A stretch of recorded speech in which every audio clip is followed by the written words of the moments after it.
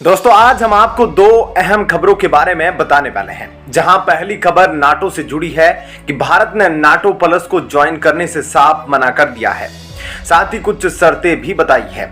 दूसरी खबर रूस से जुड़ी है और आपको बता दें कि इस बार भारत अपने दोस्त रूस के लिए पूरे 31 देशों से भिड़ गया है। अब आपको इन दोनों खबरों के बारे में थोड़ा और डिटेल में बताते हैं। दोस्तों चाइना का खतरा लगातार उसके पड़ोसी देशों के लिए बढ़ता जा रहा है, तो वहीं चीन भी अमेरिका की औकात नापने लगा है।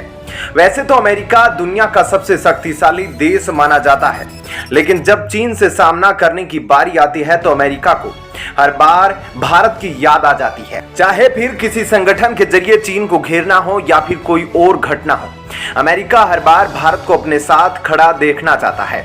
भारतीय सेना के पास ऐसी ताकत है जो देश में और किसी के पास नहीं, क्योंकि भारतीय सेना सिर्फ युद्ध अभ्यास नहीं करती, बल्कि भारतीय सेना चीन और पाकिस्तान के साथ कई युद्ध लड़ चुकी है। ऐसे में कहीं ना कहीं दुनिया की किसी भी देश की सेना से भारतीय सेना को युद्ध लड़ने का तजुर्बा कहीं ज्यादा है। और यही वजह है कि जहां आज नाटो में 31 कंट्रीज शामिल है, इसके बावजूद भी अमेरिका को नाटो संगठन अधूरा लग रहा है। इसलिए अमेरिका भारत को नाटो प्लस का मेंबर बनाए जाने का प्रस्ताव दे रहा है, लेकिन भारतीय विदेश मंत्री की तरफ से नाटो को अब ऑफिशियली जवाब मिल गया है।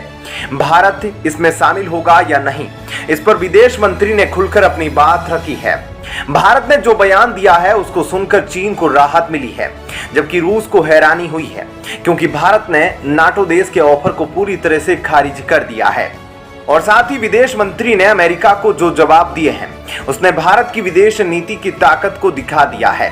भारत किसी भी देश के सामने झुकने को तैयार नहीं, फिर चाहे वह अमेरिका ही क्यों ना हो। भारतीय विदेश मंत्री ने सीधा अमेरिका को जवाब में कहा कि जो नाटो का टेम्पलेट है वह भारत के लिए किसी भी तरीके से फिट नहीं होता, इसलिए आप अपनी सदस्यता अपने पास ही रखो।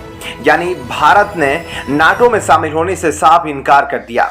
इसके अलावा भारत की विदेश मंत्री ने कहा कि अगर अमेरिका चाहता है भारत के साथ डिफेंस वेपन बनाना तो उसके लिए स्वागत है और हम तैयार हैं हथियारों का मिलकर निर्माण करने के लिए और हथियारों की डील करने के लिए। लेकिन अब भारत को यह कहकर ऑफर दिया जाएगा कि चीन से युद्ध हुआ तो हम भारत का सहयोग करेंगे। तो भारतीय सेना में इतनी काबिलियत है कि वह अकेले ही लड़ना जानती है, यानी भारतीय सेना अकेले ही चीन और पाकिस्तान का मुकाबला कर सकती है। वहीं भारतीय विदेश मंत्री ने जो G20 देशों को खुलकर जवाब दिया है कि हम अपने देश के अंदर यूक्रेन को नहीं बुलाने वाले हैं। भारतीय विदेश मंत्री ने अभी कंफर्म कर दिया है, हमें जिनको बुलाना था हम उनको बुला चुके हैं और यूक्रेन का G20 से कोई लेना देना नहीं है, इसलिए हम इन्हें इनविटेशन भी नहीं भेज रहे हैं। सिर्फ इतना ही नहीं, भारत की तरफ से यह भी कहा गया अगर दुनिया में शांति व्यवस्था कायम करवानी है, रूस और यूक्रेन के बीच हो रहे युद्ध को रोकना है, तो उसके लिए यूनाइटेड नेशन जैसा संगठन आपके पास मौजूद है।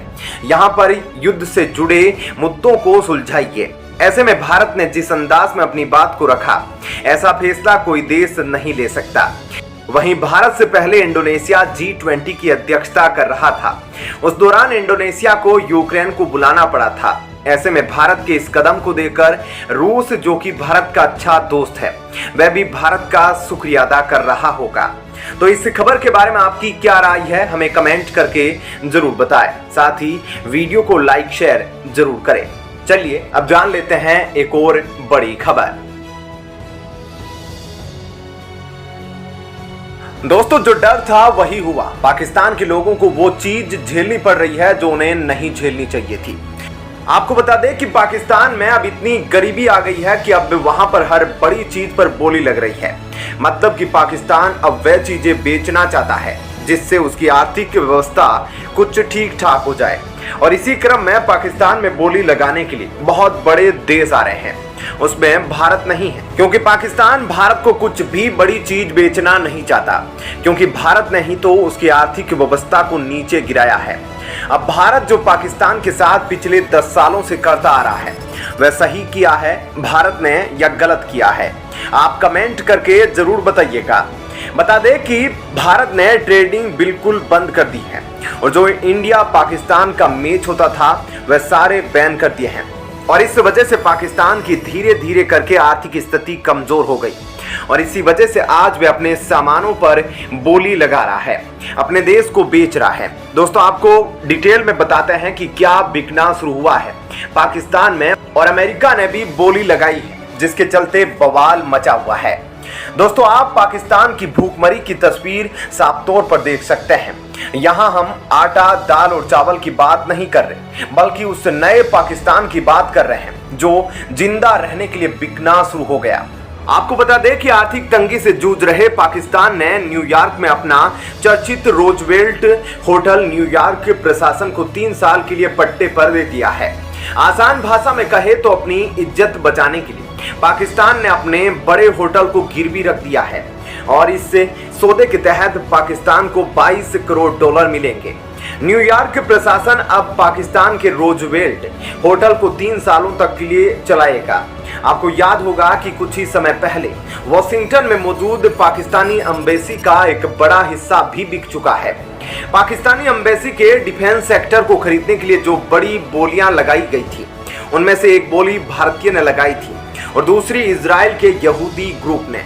बाद में पाकिस्तानी असेंबली का यह हिस्सा यहूदी ग्रुप को मिल गया और हैरानी की बात तो यह है कि पाकिस्तान को अपनी असेंबली का हिस्सा बेचना पड़ा और खरीदने के लिए भारतीय और इजरायली पहुंचे। जानकारी के लिए बता दें कि पिछले ही साल आर्थिक संकट से जूझ रहे पाकिस्तान ने अपनी सरकारी संपत्तियों को बेचने के लिए एक अध्यादेश पास किया था और पाकिस्तान ने यह कदम कर्ज की किस्त चुकाने और विदेशी मुद्रा भंडार को बढ़ाने के लिए किया था, जिसमें कहा गया था कि अगर पाकिस्तान किसी दूसरे देश को अपनी सरकारी संपत्ति बेचता है या फिर किसी बिजनेस में हिस्सेदारी बेचता है तो पाकिस्तानी सरकार के इस फैसले को पाकिस्तान के किसी भी कोर्ट में चुनौती दी जा सकती है। पाकिस्तान अब संयुक्त अरब अमीरात को अपनी सरकारी बिजली और तेल गैस कंपनियों में हिस्सेदारी भी बेचने वाला है। पाकिस्तान वही करना चाहता है जैसा श्रीलंका ने किया था।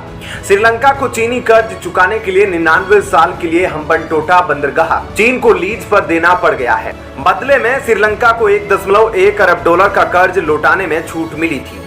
कुछ समय पहले यह खबर आई थी कि कर्ज चुकाने के लिए पाकिस्तान ने चीनी सरकार को गिलगिट बाल्टिस्तान गिरवी रखने का ऑफर दिया था। गिलगिट बाल्टिस्तान पीओके का हिस्सा है। अब तो पाकिस्तान की ऐसी हालत हो गई है कि कई लोग ये बोल रहे हैं कि पाकिस्तान को अपने परमाणु बम बेच देने चाहिए, क्योंकि परमाणु बमों को बेचकर पाकिस्तान काफी सारे पैसे कमा सकता है। लेकिन जिस तरह से अब पाकिस्तान अपने आप को बेचने की राह पर निकल पड़ा है, ऐसे में देखना होगा कि अपनी आर्थिक स्थिति को ठीक करने में और अपने कर्ज को चुकाने के लिए पाकिस्तान आखिर क्या कुछ बेचता है और ऐसा करने के बाद पाकिस्तान अपना कर्ज चुका पाता है या नहीं। तो दोस्तों, इस खबर के बारे में आपकी क्या राय है, हमें कमेंट करके जरूर बताएं।